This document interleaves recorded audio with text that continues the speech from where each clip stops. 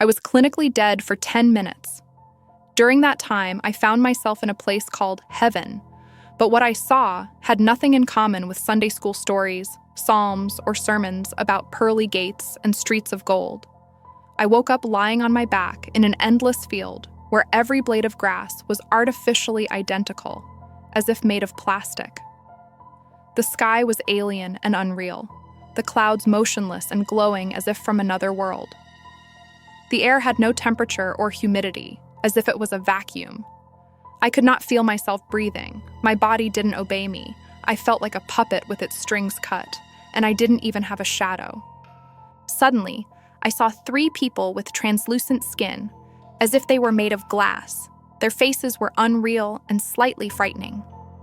An old man came up to me and said, "Don't be afraid. Everyone is scared at first." He explained that this place was called anemone, not heaven, but a kind of purgatory where souls wait to be purified. They called themselves the residue, waiting for admittance into heaven. Each of them had their own waiting period, but time here didn't flow as it does on earth. When I asked why we weren't in heaven, the old man replied, "The soul must shed its husk, regret, greed, the rot of life, until it becomes light." He noticed that my soul burned more brightly than the others and predicted that I wouldn't linger here. Soon, a rift opened in the sky to the east, and an angel appeared, not a man with wings, but a colossal entity with eyes instead of feathers, radiating light and unbearable power. It called to me, and I rose towards it, dissolving in a stream of light, losing the remnants of my body, memory, fear, everything except my very essence. I found myself in a city that cannot be described with human words. Its towers seemed sculpted from molten gold and transparent crystal, curving in unimaginable, almost mathematical patterns. The bridges between them sparkled like frozen lightning, and glowing symbols crawled across the surfaces of the buildings, shifting if you stared at them too long. In the center of this strange city rose a gigantic throne, its size lost in shadow, as if a mountain had taken the shape of a throne. Upon it sat a being of pure light, constantly changing form. One moment it resembled a human, the next it blurred into some abstraction, as if the very geometry of the world obeyed its will. Its face blazed like a dying star, and to look upon it was as difficult as staring into an open flame. I was absolutely alone until 2 figures appeared. They manifested silently, right in front of me.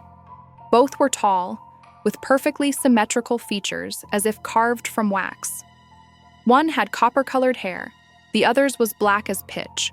They moved so synchronously that they seemed like broken dolls or marionettes. And yet, there was a frightening harmony in their movements. They were the servants of this place.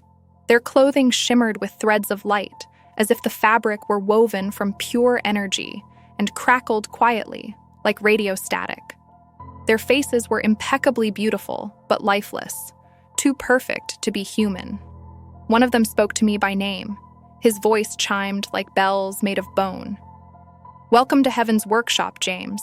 Ask your questions. We love fresh perspectives." I could barely force out words. "What's happening?" The second servant laughed, but the laugh sounded like breaking glass. "Do you feel the light inside you, James? It's alive. It's hungry." They explained, my soul was too pure, with no faith, no doubt, no prayers or corruption. This made it the perfect battery to power their heavenly mechanisms. Other souls were too cluttered, but inside me was only wild, untamed energy. "Even God needs fuel," one of them smirked, "especially now, when there are so few pure souls." I panicked, and not knowing what else to say, cried out, "I want to fly. I want to be an angel." They laughed as if I'd said something terribly naive, and opened a portal before me, a whirl of light and darkness, eating away at reality's edges. "Then you will fly, straight into the furnace." The servant grinned. I was pulled inside. I found myself in a vast hall, its walls and floor covered with thousands of eyes. The eyes blinked, watched my every move, their pupils shifting from reptilian to human, sparkling with strange colors. On the floor stood a massive golden slab, carved in the shape of a giant hand with curled claws, its surface covered in writhing symbols. They forced me to lie on that slab, the eyes on the floor staring intently, while the air vibrated with a quiet hum. The servants bound me with luminous cords, cold and painful as liquid nitrogen. I felt them implanting wings into my shoulder blades. One was rusty, iron, with ugly feathers, the other iridescent, like an insect's shell, with edges sharp as razors. The pain was as if my bones were being broken and healed anew.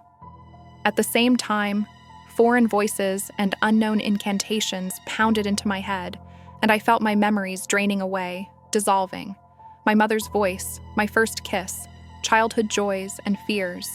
All of it was disappearing, being sucked into this infernal machine. The light inside me was slowly being drawn out until I was almost empty. And suddenly, through all this torment, a familiar sound broke through. Beep, beep, beep. The signals of medical equipment coming from somewhere far away.